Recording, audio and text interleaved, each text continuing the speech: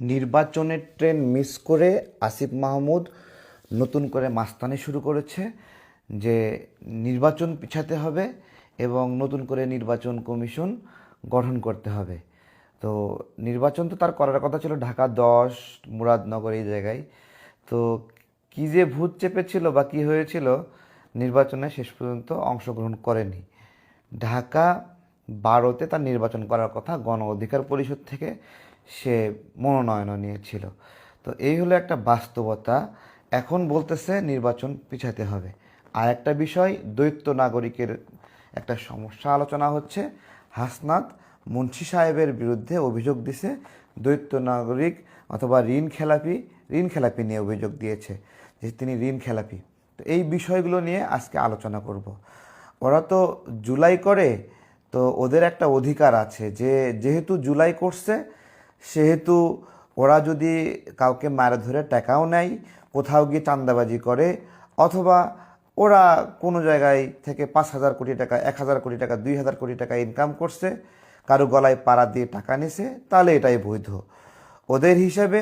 হাসনাত আবদুল্লাহ অথবা হান্নান মাসুদ বলেন, এই যে মোহাম্মদপুরে না কোথায় 2জন সমন্বয়ককে ছাড়ায় নিয়ে আসলো চাঁদাবাজির অভিযোগে, পরবর্তীতে সেই 2 সমন্বয়ক আবার চাঁদাবাজির অভিযোগে গ্রেপ্তার হইল। এখন আসিফ মাহমুদ সে গুলশানে চাঁদাবাজি করতে গিয়েছে, সেখানে কয়েকজন 5-6জন গ্রেপ্তার করেছে, সেটা সিসি ক্যামেরা ফুটেজ দেখা গেছে। সিসি ক্যামেরা ফুটেজে এখন ধরা খায়ে সে বলতেছে সে মাঝে মাঝে ওইখানে ওই হোটেলে যাইতো এবং সেখানে না হলে সে নীলা মার্কেটে গিয়ে হাঁস খাইতে যাইতো। তার বিরুদ্ধে অভিযোগ হলো সে চাঁদাবাজি করতে গেছে কিনা ওই রাতে ওখানে যেখানে চাঁদাবাজির ঘটনা ঘটছে, এবং সে একই দিনেই সিসিটিভি ফুটেজ সে ওখানে কি করছিল। কিন্তু সে বলতেছে সে মাঝে মাঝে ওখানে যায় এবং সে নীলা মার্কেটে হাঁস খাইতে যায়, এইভাবে পার পাইয়ে দিল। তো এরা তো জুলাই করছে, এরা জুলাই করলে এরা আপনার সব ধরনের চাঁদাবাজির এদের জন্য বৈধ। যেহেতু জুলাই করছে সেহেতু অন্যায়ভাবে টাকা কামাই করাও বৈধ।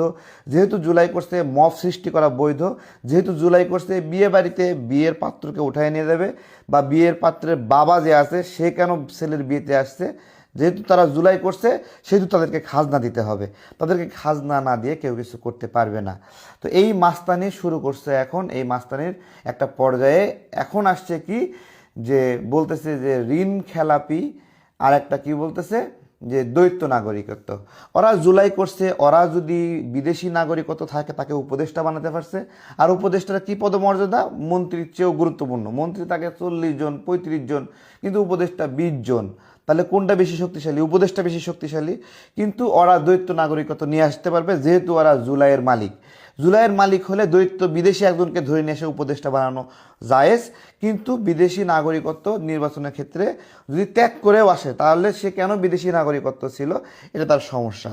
ইতিপূর্বে বাংলাদেশের ইতিহাসে অনেক অনেক অনেক প্রবাসী বড় ভাই যারা বিদেশে ছিল, বিদেশে তাদের ওই দেশের সিটিজেনশিপ, এটা আপনারা জানেন, গ্রিন কার্ড সহ বিভিন্ন বিদেশে দীর্ঘদিন থাকলে সেখানে একটা ফ্যাসিলিটি দেয়। অথবা আমাদের এখানে যেই রাজনৈতিক কর্মীরা বিভিন্নভাবে হয়রানির শিকার হয়ে, নির্যাতনের শিকার হয়ে দেশান্তরিত হয়, একসময় তারা তাদেরকে গ্রিন কার্ড বা অ্যাসাইলাম থেকে গ্রিন কার্ড দেয়, অথবা সেখানে একটা নাগরিকত্ব দেওয়ার একটা বিষয় রয়েছে। নির্বাচন করতে হলে সেটা ত্যাগ করে এখানে নির্বাচন করতে হবে। এখন সেই দ্বৈত নাগরিকত্ব নিয়ে সমস্যা। ঠিক আছে, আমার প্রশ্ন, নাহিদ কি নির্বাচন করতে পারার কথা? নাহিদ একজন উপদেষ্টা না? নাহিদের নির্বাচন করার অধিকার কে দিয়েছে? জুলাই, এই জন্য নাহিদ নির্বাচন করতে পারবে নাকি? মানে বাচ্চা জুলাই যদি হয় তাহলে নির্বাচন করতে পারবে, আর যদি বুড়া জুলাই হয় তাহলে সে নির্বাচন করতে পারবে না। আমি বুঝাচ্ছি বিষয়টা। যেহেতু নাহিদ জুলাই, বাচ্চা জুলাই, সে জুলাইয়ের বাচ্চা, সেহেতু সে নির্বাচন করতে পারবে, কারণ তারা জেদ করতে পারে, আবদার করতে পারে, মব সৃষ্টি করতে পারে। আর যেহেতু এখানে সাখাওয়াত সাহেব, রেজওয়ানা ম্যাডাম, আরও অনেকের নির্বাচন করার কথা শুনছিলাম, কিন্তু তারা জুলাইয়ের বাপ, জুলাইয়ের বুড়া জুলাই, তারা হলো নির্বাচন করা উচিত না তাদের। ঠিক আছে, এত বড় বয়সে কেন এই ধরনের আহ্লাদ করবে, এটা হলো একটা বিষয়। কিন্তু উপদেষ্টারা বিদেশ থেকে আইসা দ্বৈত নাগরিকত্ব সত্ত্বেও উপদেষ্টা হতে পারবে। আবার ওদের উপদেষ্টা তারা এসে জুলাই করছে সেহেতু নির্বাচনে পাঠ হতে পারবে। কিন্তু দীর্ঘদিন যারা নিপীড়নের শিকার হয়ে দেশান্তরিত হয়েছে, তারা একটা স্বাভাবিক প্রক্রিয়া। এখন যেমন মানে অনেক যারা দেশান্তরিত হয়েছে আওয়ামী লীগের, ঠিক আছে, এই আওয়ামী লীগের যে সকল ভাইয়েরা দেশান্তরিত হয়ে আছে, মামলা হামলা, তাদের জীবনের ঝুঁকি রয়েছে, আনরেস্ট একটা সিচুয়েশন, সে কারণে দেশান্তরিত হয়েছে। তো এখন যেরকম 1971 সালে রাজাকাররা যেরকম এসে এখন মুক্তিযুদ্ধের পক্ষে তাদের মুক্তিযোদ্ধা নিয়োগ দিয়ে দিয়ে নতুন করে তারা বলতেছে তারাই মুক্তিযুদ্ধের মালিক।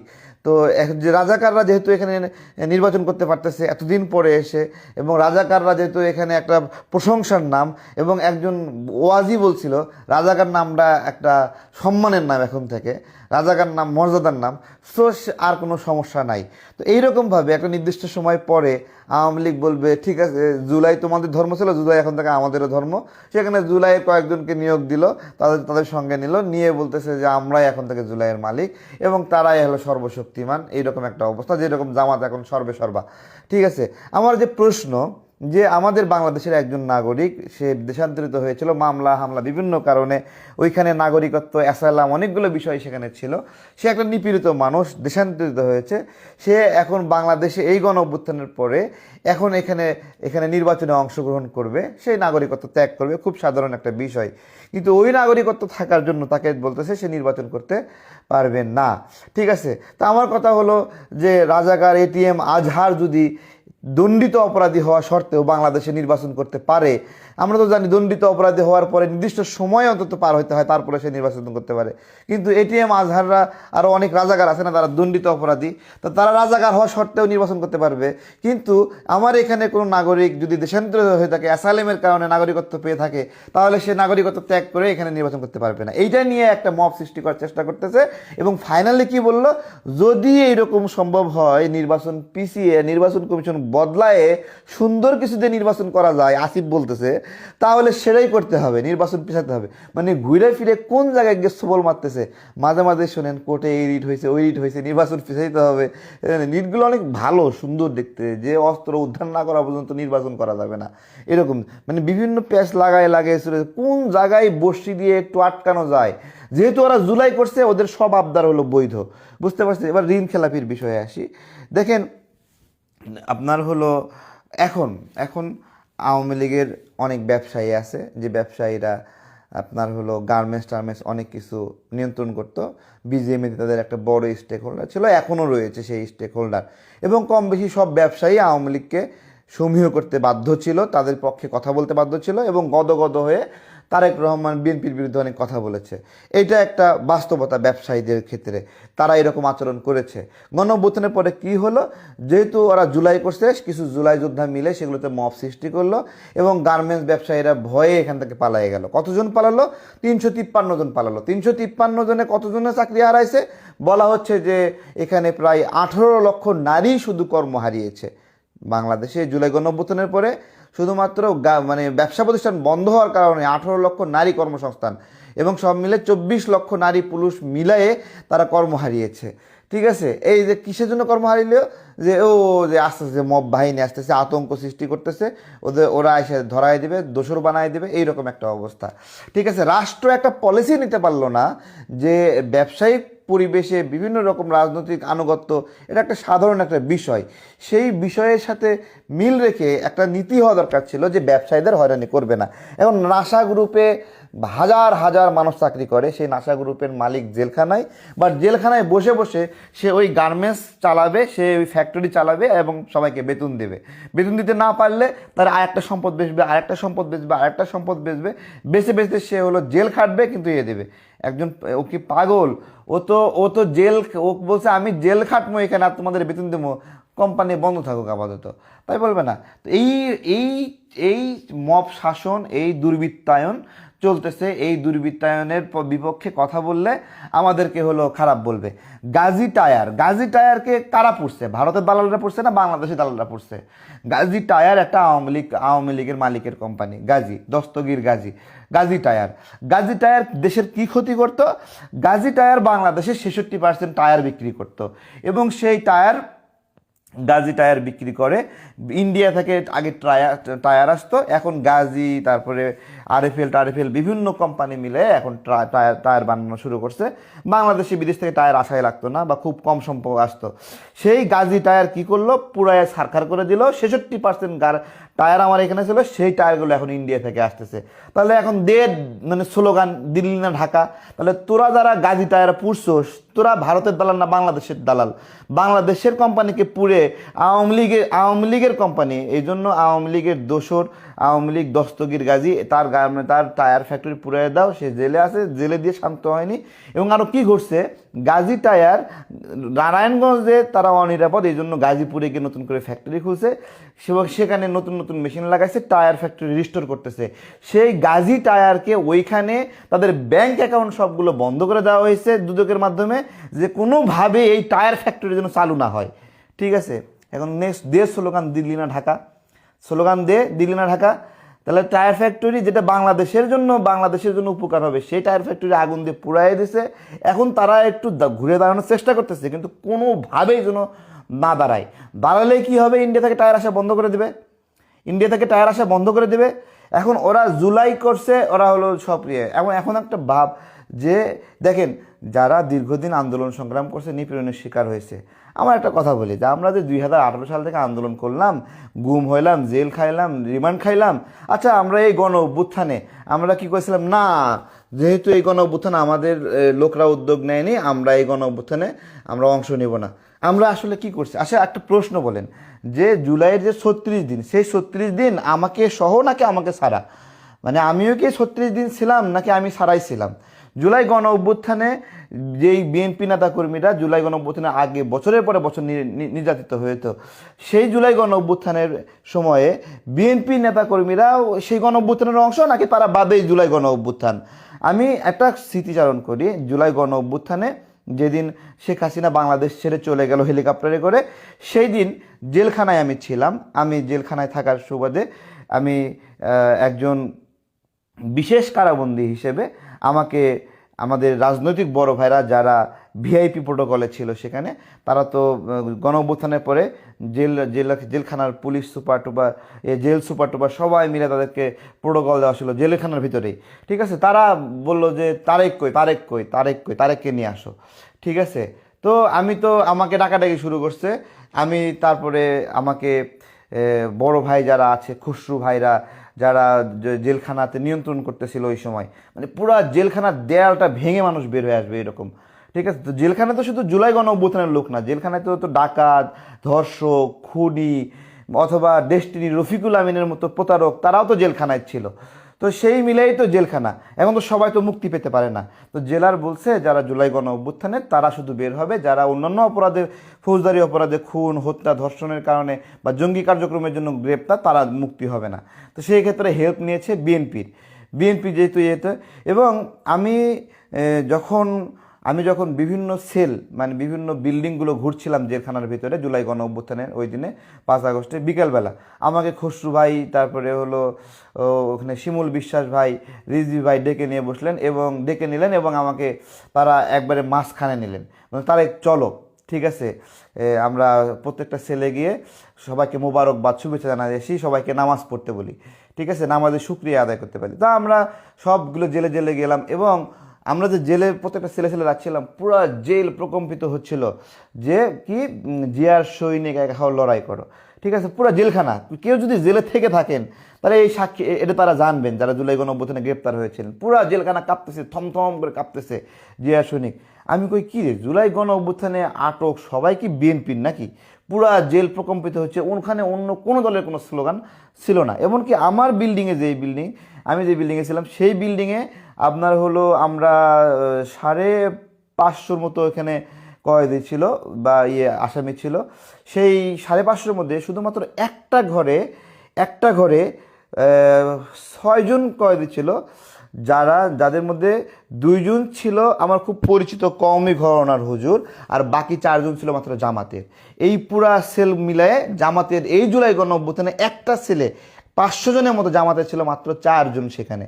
হ্যাঁ, এই একটা সেলের কথা বলতেছি। এই হলো তাদের অবদান, এবং এই হলো অন্য রাজনৈতিক চিন্তার অবদান। তো এই এই জুলাই গণ অভ্যুত্থানে এমন একটা আচরণ করে যে জুলাইয়ে তারা ছিল, আমরা ছিলাম না। ঠিক আছে, আমরা জুলাই গণ অভ্যুত্থানে আগে যেরকম অবদান করছি, জুলাই গণ অভ্যুত্থানে আমরা ওইটা করিনি, যেটা পিনাকি করছে যে এই আন্দোলন জুলাই নাকি হলো ভারতের জুলাই, ভারতের দেওয়া প্রেসক্রিপশন জুলাই, এবং শেখ হাসিনা সাজানো আন্দোলন পিনাকি বলছে না। কিন্তু আমরা কিন্তু এই আন্দোলনে যান জীবন দিয়ে লড়াই করছি, আমরা আমাদের মতো করে লড়াই করছি, সর্বোচ্চ ত্যাগ স্বীকার করে লড়াই করছি। কিন্তু জুলাইয়ের ক্রেডিট এমনভাবে চুরি করা হয়েছে যে জুলাইয়ের গণ অভ্যুত্থানের আহ্বায়ক এবং বাবা হলো পিনাকি এবং ইলিয়াস। কিন্তু জুলাই গণ অভ্যুত্থানের সময়ে পিনাকি কিন্তু বারবার বলছে এটা হলো শেখ হাসিনার পাতানো আন্দোলন, এটা হলো ভারতের দেওয়া প্রেসক্রিপশনে। এবং কি ব্যাখ্যা দিছে? ব্লকেড। ব্লকেড শব্দ কেন কলকাতা থেকে আসছে? কলকাতার আন্দোলনে কেন ব্লকেড ব্যবহার করা হয়? যেহেতু বাংলাদেশের আন্দোলনে ব্লকেড শব্দ ব্যবহার করা হয়েছে, সেহেতু এটাও ভারতের। তো এইরকম একটা তোকমা দিয়ে এই আন্দোলন ধ্বংস করার জন্য জানপ্রাণ চেষ্টা করছে, এবং খুব টার্নিং পয়েন্টে সে আঘাতটা করছে। টার্নিং পয়েন্টে, যেই সময়টা আন্দোলন বন্ধ হয়ে যাওয়ার একটা প্রেক্ষাপট, সেই সময় সেই টার্নিং পয়েন্টে সেটা বলছে যে এই ব্লকের এগুলো হলো ইন্ডিয়ার ট্যাগ, ইন্ডিয়া থেকে আমদানি করা, এই হলো বিষয়। তো মানেন না মানেন, এই ইতিহাসগুলো সবাই জানেন এবং হজম করতে অনেকে কষ্ট, কারণ অনেকের মস্তিষ্ক অনেকের কাছে বাকি দেওয়া আছে, বর্গা দেওয়া আছে। তো তারা আবার সেই স্লোগান ছাড়া কথা বলে না। এখন যেহেতু হাসনাত এখানে আন্দোলন করছে, যেহেতু হাসনাত জুলাইয়ের বাবা, সেহেতু তার আসনে ডক্টর ইউনূস মুন্সি সাহেবকে নির্বাচন করতে দেবে না। তিনি চান যে হাসনাত বিনা ভোটে পাশ হয়ে আসুক এবং হাসনাত মন্ত্রী হোক এবং হাসনাত সংসদে যাক। এখন জুলাই গণ অভ্যুত্থানের কোনো সন্তান সংসদে যেতেই পারে, জুলাই গণ অভ্যুত্থানের সন্তান যেতেই পারে।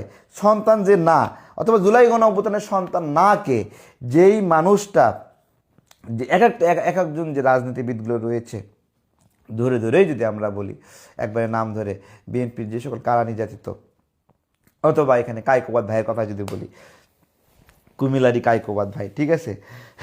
তো বেসিক্যালি এদের নির্বাচনে জেতার হিম্মত নাই। হ্যাঁ, এমনিতেই গলা মোটা করে স্লোগান দিতে পারে, কিন্তু এলাকার নির্বাচনী বিষয়ে এত জনপ্রিয়তা ভয় পাচ্ছে কেন হাসনাত? ভয় পাচ্ছে কেন মুন্সি সাহেবকে? আমার প্রশ্ন, ভয় পাচ্ছে কেন? ওনার দ্বৈত নাগরিক, ওনার ঋণ খেলাপি ভাই। এখন যে সকল আওয়ামী লীগ নেতারা, একটু আগে বলছিলাম 353 জন বাংলাদেশ ছেড়ে চলে গেছে, ওরা ব্যাংক থেকে ঋণ নিছে না? ওরা ব্যবসা করতে পারতেছে? ব্যবসা বন্ধ হয়ে গেছে না? তাহলে ওরা এই ঋণটা শোধ করবে কীভাবে? জীবনও শোধ করতে পারবে? বা জীবনও শোধ করবে না। কিন্তু বাংলাদেশে একদম রাজনৈতিক প্রেক্ষাপটে কিন্তু বাংলাদেশে তারা আবার একসময় ফিরে আসলে কি করবে? বলবে যে ব্যাংককে বলে আমি ঋণটা কিছুটা শোধ করতেছি, আমাকে রিশিডিউল করার সুযোগ দেন। তো এই একইভাবে এই গণ অভ্যুত্থানের পরে যে সকল বিএনপি নেতারা বিদেশে ছিলেন অথবা নির্যাতিত ছিলেন, নিপীড়িত ছিলেন, কেউ তো ব্যবসা বাণিজ্য করতে পারেনি। তারা তো জামাতের মতো গুপ্ত না যে আওয়ামী লীগের সাথে মিশে গিয়ে ব্যবসা বাণিজ্য করবে, আওয়ামী লীগ ভান ধরবে, জয় বাংলা স্লোগান দেবে, আবার এইদিকে জামাতও করবে। এইরকম তো গুপ্ত না, লড়াইটা তো সত্যিই মন প্রাণ দিয়েই করছে। সেই সকল মানুষ যারা ব্যবসা বাণিজ্য করতে পারেন, নিপীড়নের শিকার হয়েছে, সেই 2004-05 সালে লোন নিয়ে ব্যবসা করেছে, তারপরে তো ব্যবসা করার সুযোগ পায়নি, ব্যবসা ধ্বংস হয়ে গেছে, ব্যবসা দখল হয়ে গেছে। সেই লোনটা এই গণ অভ্যুত্থানের পরে তারা নতুন করে ব্যবসা বাণিজ্য শুরু করছে, তারা সে লোনগুলো রিশিডিউল করছে। কিন্তু হাসনাতরা বলতেছে রিশিডিউল করা লাগবে না। এখন ওরা তো মব সৃষ্টি করে যেভাবে 100 কোটি টাকা, 200 কোটি টাকা, 1000 কোটি টাকা ইনকাম করছে, এখন বিএনপি নেতারা তো ওই 100 কোটি 200 কোটি টাকা থাবা দেয় নাই যে তাদের এই টাকা দিয়ে তারা ঋণ শোধ করবে, কিন্তু ঠেকাই দিতে হবে।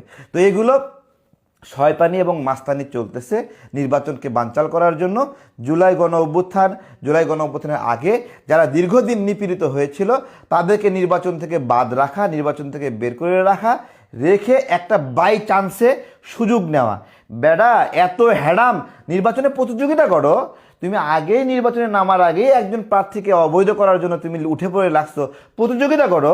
সে যদি ঋণ খেলাপি হয়, সে তো দেশে ছিল না, অথবা দেশে ছিল, সে তো ব্যবসা বাণিজ্য করতে পারে না, সে তো জামাতের মতো গুপ্ত না। এটিএম আজহারের মতো রাজাকাররা যদি আপনার হলো দণ্ডপ্রাপ্ত আসামি হয়ে এখন আইসা যদি আপনার হলো তারা নির্বাচন করতে পারে, তাহলে বিএনপির একটা কারাবন্দি অথবা একটা নিপীড়িত একটা ব্যবসা বাণিজ্য ধ্বংস হয়ে গেছে, সে কিছুটা ঋণ শোধ করে ঋণ রিশিডিউল করতে পারবে না। ঋণ রিশিডিউল করা একটা খুব সাধারণ প্রক্রিয়া, কোনো ঋণ রিশিডিউল হবে না। ধরেন একটা মানুষ ঋণ খেলাপি, তো নিয়ম কি? সরকার কি চায়? সরকার চায় সে ঋণটা পরিশোধ করুক। ঋণ পরিশোধ করার নিয়ম কি? ঋণ কি একসঙ্গে সব টাকা দিয়ে তার কাছ থেকে নিয়ে নেয়? ঋণ খেলাপি হলে তাকে ঋণ খেলাপি ঘোষণা করে, তারপরে তাকে আহ্বান জানায় যে তুমি ঋণ শোধ করো, ঋণ খেলাপি থেকে বের হও। এরপরে সে নির্দিষ্ট একটা অঙ্ক টাকা দেয়, ধরেন 100 কোটি টাকার ঋণ, সে 2 কোটি টাকা 1 কোটি টাকা ঋণ দিল, তারপরে বলতেছে আমি প্রতি মাসে 20 লাখ টাকা করে, প্রতি মাসে 50 লাখ টাকা করে দিয়ে এই ঋণটা শোধ করবো। এটাই তো ঋণের জন্য বৈধ একটা উপায় নাকি, বৈধ প্রক্রিয়া নাকি? এটা অন্যান্য মানে সারা সব সময়ের জন্য একই তো, কিন্তু না, ওখানে নির্বাচন করতে দেওয়া যাবে না, তার ফ্রি ফিল্ড দরকার। এত ভালো খেলোয়াড় কিন্তু গোলকিপার থাকতে দেবে না, বলতেছে সে নিজেই গোল করবে। এই হলো এদের অবস্থা। যেহেতু এরা জুলাই করছে সেহেতু এদের জন্য মব সৃষ্টি করা জায়েজ, এদের জন্য টাকা পয়সা ইনকাম করা জায়েজ। ও 100 কোটি টাকা 1000 কোটি টাকা চুরি করতে পারবে, ওর জন্য জায়েজ, কারণ ও জুলাই করছে। জুলাই করলে সব বৈধ। জুলাই করলে ওরা মব বাহিনী পালবে, জেলা পরিষদ দখল করবে, উপজেলা পরিষদ দখল করবে, তারপরে সচিবালয় দখল করবে। অবশ্য এখন কমছে একটু, এখন একটু তেল শুকাচ্ছে, আরও শুকাবে, একটু অপেক্ষা করো ভাইয়ারা, আরও শুকাবে। এবং দলে দলে এগুলো পদত্যাগ করে কেউ শিবিরে চলে যাচ্ছে বৈষম্য বিরোধী থেকে, কেউ বিএনপিতে চলে যাচ্ছে। এখানে একটা অন্যরকম একটা সিচুয়েশন। এবং এরা এরা এরা কোনো একটা জোটে না যাওয়া ছাড়া এদের নির্বাচন করার মিনিমাম হ্যাডাম নাই, মিনিমাম যোগ্যতা নাই। কেন্দ্রে একটা এলাকায় একটা নির্বাচনী আসনে যদি 200টা কেন্দ্র থাকে, যদি 3 জন করে লোক থাকে, তাহলে 600 জন লাগবে কেন্দ্রতে এজেন্ট দিতে, ঠিক আছে? এবং যদি কেন্দ্র প্রতি যদি তারা ভোটিং স্লিপ বিভিন্ন কিছু দেয়, 10 জন করে হয়, তাহলে 200টা কেন্দ্রে যদি 10 জন করে হয়, 2000 লোক লাগবে ওদের, 2000 লোক। ওদের আছে কোনো আসনে 2000 লোক? কর্মী আছে 2000 লোক? ভোট পাহারা দেবে? নাই। তাহলে ওদের মিনিমাম, এবং শুধুমাত্র এই যোগ্যতাটা থাকার কারণেই এরা জামাতে গিয়েছে। এখন ধানাই পানাই করতেছে নির্বাচনটা কোনোভাবে পিছানো যায়। আসিফ বলে ফেলছে, মুখ ফসকে শেষ, সে আবার মুখের মধ্যে রাখতে পারে না, সব বলে ফেলে, ঠিক আছে? যাই হোক, ভালো থাকবেন। এই ষড়যন্ত্র রুখে দিতে হবে। এই উপদেষ্টারা বিদেশ থেকে এসে এখানে উপদেষ্টা হতে পারবে, মন্ত্রী পর্যায়ে, কিন্তু সেই রাজনীতিবিদ যে কারাবন্দী ছিল, যে দেশান্তরিত ছিল, যে নির্যাতনের শিকার ছিল, যার পরিবার নির্যাতনের শিকার, সে এসে তার দ্বৈত নাগরিকত্ব ত্যাগ করে নির্বাচন করতে পারবে না। কিন্তু ওরা দ্বৈত নাগরিকত্ব ত্যাগ না করেই উপদেষ্টা হতে পারবে। আবার ওরা উপদেষ্টা পদ থেকে আইসা নির্বাচন করতে পারবে। কিন্তু বাংলাদেশের ইতিহাসে কোনো উপদেষ্টা কখনো নির্বাচন করতে পারেনি, কিন্তু ওরা জুলাই করছে সেহেতু ওরা করতে পারবে। আবার ভাগ আছে, বাচ্চা জুলাইরা করতে পারবে, বুড়া জুলাইরা করতে পারবে না। তো এই হলো মেধা না কোটা, কোটা না মেধা স্লোগান, ঠিক আছে? সর্বোচ্চ কোটা না মেধা। এদিকে কোটা না মেধা স্লোগান দেবে, কিন্তু সার্জিস আর শ্বশুরে জজ বানাবে। কোটা না মেধা স্লোগান চলতেছে, কোটা না মেধা, ঠিক আছে? ভালো থাকবেন সবাই, আসসালামু আলাইকুম।